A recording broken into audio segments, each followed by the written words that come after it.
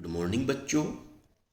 आज की video Uttar Pradesh board व परिषदीय जूनियर हाई स्कूल के कक्षा 6 के विद्यार्थियों के लिए है। बच्चों, इस वीडियो में आप विषय विज्ञान कक्षा 6 पाठ 2 पदार्थ एवं पदार्थ के समूह के प्रश्न उत्तर करेंगे। बच्चों, आपने यह पाठ पढ़ लिया है, लिहाजा आज की इस वीडियो में मैं आपको पाठ 2 के क्वेश्चन एंड आंसर कराने जा रहा हूँ। आप इस वीडियो को बहुत ध्यान से देखें और पूरा देखें। इसमें आपको सभी क्वेश्चन के आंसर मिल जाएंगे। इस कार्य को आपको अपनी कॉपी में भी नोट करना है।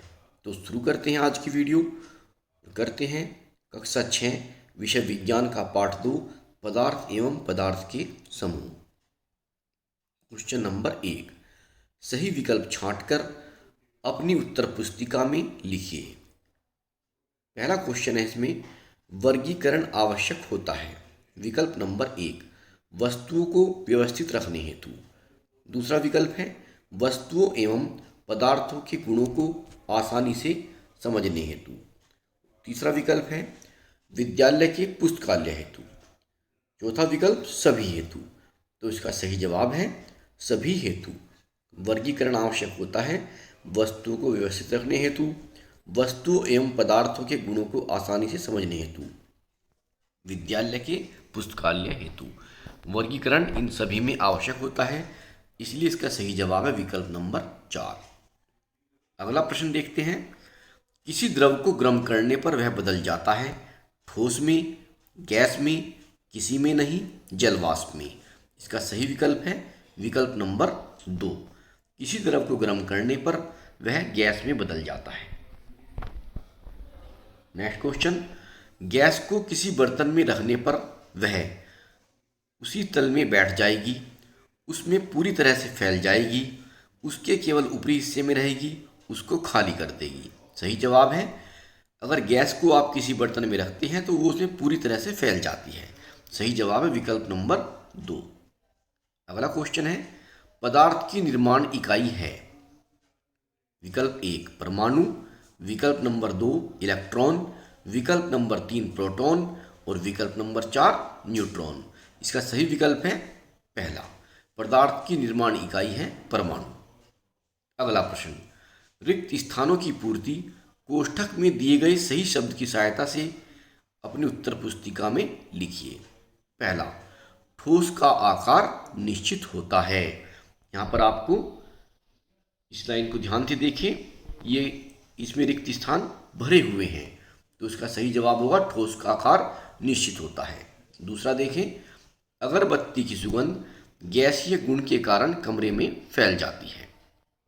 तीसरा, नमक पानी में घुल जाता है। चौथा है, अणु पदार्थ का वह सूक्ष्म कण है जो स्वतंत्र अवस्था में रह सकता है।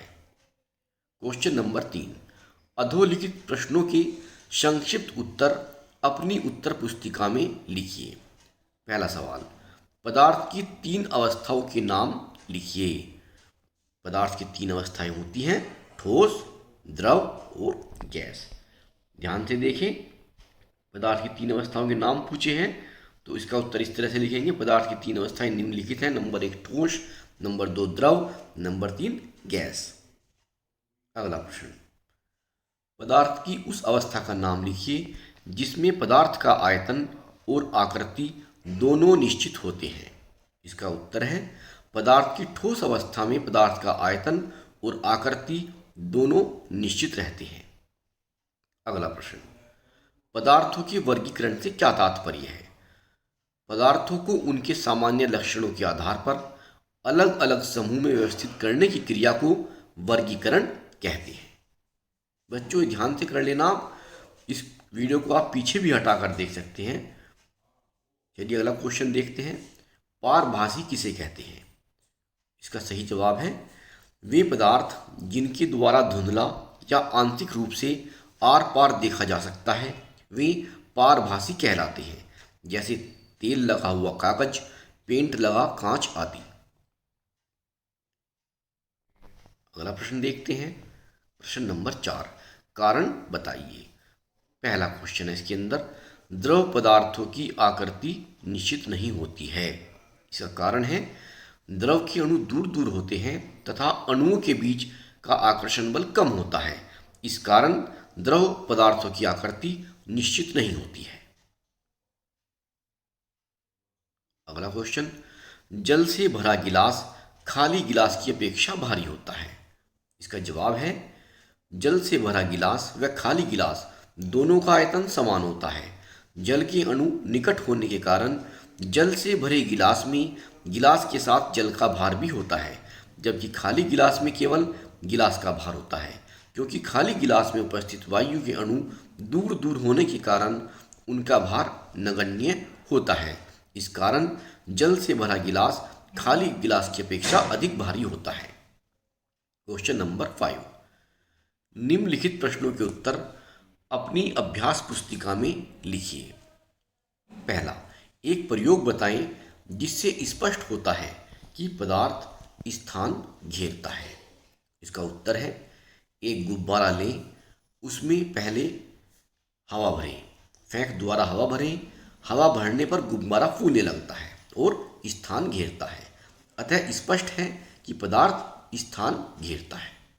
दूसरा क्वेश्चन, किसी पदार्थ को ठोस अवस्था से द्रव अवस्था तथा द्रव अवस्था से ठोस अवस्था में कैसे बदला जा सकता है। इसका जवाब है, किसी वस्तु के ताप में परिवर्तन करके उसकी अवस्था में परिवर्तन किया जा सकता है। जैसे बर्फ को अधिक तापमान में रखने पर ठोस अवस्था से द्रव अवस्था में तथा पानी को 0 डिग्री सेल्सियस तक ठंडा रखने पर द्रव अवस्था में ठोस अवस्था में परिवर्तित किया जा सकता है। अगला क्वेश्चन देखते हैं, ठोस, द्रव और गैस में अंतर उदाहरण सहित स्पष्ट कीजिए। का जवाब है, ठोस ठोस पदार्थों में कण बहुत पास पास होते हैं। इनमें आपसी आकर्षण बल बहुत अधिक होता है जो इन्हें एक साथ बांधे रखता है। ठोस के कण स्थिर होने के कारण इनकी आकृति एवं आयतन निश्चित होते हैं। उदाहरण जैसे कांच। द्रव द्रव के अणु एक दूसरे से दूर दूर होते हैं और आपसी आकर्षण बल ठोस की तुलना में कम होता है। इसी कारण द्रव की आकृति निश्चित नहीं होती, किंतु इनको आयतन निश्चित होता है। उदाहरण जल। आपको ध्यान देना है, द्रव के अणु एक दूसरे से दूर दूर होते हैं और आपसी आकर्षण बल ठोस की तुलना में कम होता है। इसी कारण द्रव की आकृति निश्चित नहीं होती, किंतु इनका आयतन निश्चित होता है, जैसे कि जल। अब आता है इसमें गैस। गैसीय पदार्थों में कण अपेक्षाकृत बहुत दूर दूर होता है और इनमें आपसी आकर्षण बल नहीं के बराबर होता है। उदाहरण ऑक्सीजन। क्वेश्चन नंबर 6, पारदर्शिता के आधार पर पदार्थ कितने प्रकार के होते हैं। उदाहरण सहित लिखिए। पारदर्शिता के आधार पर पदार्थ को पारदर्शी, अपारदर्शी तथा पारभासी में वर्गीकृत किया जा सकता है। बच्चों, यहाँ पर मैं आपको बताना चाहूँगा कि पारदर्शी पदार्थ वे होते हैं जिनके आर पार हम देख सकते हैं बिल्कुल साफ साफ, और अपारदर्शी वो होते हैं जिनके आर पार हम नहीं देख सकते, और पारभासी में वो आते हैं जिनके आर पार हम हल्का हल्का देख पाते हैं लेकिन साफ साफ नहीं देख सकते हैं। क्वेश्चन नंबर 7, परिवेश में पाई जाने वाली तीन कठोर व मुलायम वस्तुओं के नाम लिखिए। एग्जाम्पल देखें आप। कठोर वस्तुएं लोहा, लकड़ी, कांच। मुलायम रबर की गेंद और स्पंज, ऊन। तो 3 वस्तुएं कठोर हो गई और 3 वस्तुएं हो गई हैं मुलायम। अगला क्वेश्चन, चुंबक किन किन पदार्थों से निर्मित वस्तु को अपनी ओर आकर्षित करता है। इसका उत्तर है, चुंबक लोहे से बनी वस्तुओं को अपनी ओर खींच लेता है। लोहे के अतिरिक्त चुंबक निकेल, कोबाल्ट जैसी अन्य धातु से बनी वस्तुओं को भी अपनी ओर आकर्षित कर लेता है। क्वेश्चन नंबर 9, अपने आसपास दिखाई देने वाली वस्तु को पारदर्शी, अपारदर्शी तथा पारभासी में चिन्हित कर उनकी सूची बनाइए। हमने यहाँ पर एक सूची बनाई है। वस्तु का नाम है अपारदर्शी, पारदर्शी और पारभासी। अगर हम यहाँ पर चमड़ा लिखते हैं तो चमड़े के आर पार हम नहीं देख सकते, तो इसलिए ये अपारदर्शी है। मोटा कपड़ा, अगर आप मोटा कपड़ा लो और उसके आर पार देखने की कोशिश करो तो आपको हल्का हल्का कुछ दिखाई देगा, लेकिन साफ साफ दिखाई नहीं देगा, इसलिए यह पारभासी हुआ। पतले कांच का टुकड़ा, इसके आर पार आप साफ साफ देख सकते हैं, इसलिए यह पारदर्शी होगा। पत्थर, पत्थर के आर पार आप नहीं देख सकते, जो अपारदर्शी है। ट्रेसिंग पेपर, ट्रेसिंग पेपर पारभासी में आएगा।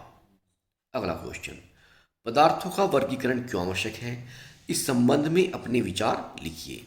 इसका उत्तर है, किसी वस्तु की पहचान इसके आकार, बनावट, रंग, उपयोग आदि के आधार पर की जाती है। जब हम वस्तुओं को उनके विशेष गुणों, उपयोग आदि के आधार पर अलग अलग समूह में रखते हैं, तब उनकी पहचान आसानी से की जा सकती है। वस्तुओं को उनके सामान्य लक्षणों के आधार पर अलग अलग समूह में व्यवस्थित करने की क्रिया को वर्गीकरण कहते हैं। पदार्थ की बाह्य संरचना के आधार पर वर्गीकरण भौतिक वर्गीकरण कहलाता है तथा आंतरिक संरचना के आधार पर वर्गीकरण रासायनिक वर्गीकरण कहलाता है। यहाँ आपको ध्यान देना है, पदार्थ की बाह्य संरचना के आधार पर किया गया वर्गीकरण भौतिक वर्गीकरण कहलाता है, जबकि आंतरिक संरचना के आधार पर किया गया वर्गीकरण रासायनिक वर्गीकरण कहलाता है। तो बच्चों, इसमें ये क्वेश्चन थे जो मैंने आपको करा दिए हैं। कुल मिलाकर 10 क्वेश्चन थे। ये आपको अपनी कॉपी में नोट करने हैं और बहुत ध्यान से करने हैं। आप इस वीडियो को दोबारा भी देख सकते हैं, और अगर इस वीडियो को मेरे शिक्षक साथी देख रहे हैं तो प्लीज़ उनसे निवेदन है कि वो इस वीडियो को अपने विद्यालय की ई पाठशाला ग्रुप में अवश्य शेयर करें, ताकि ज़्यादा से ज़्यादा बच्चे लाभान्वित हों। धन्यवाद।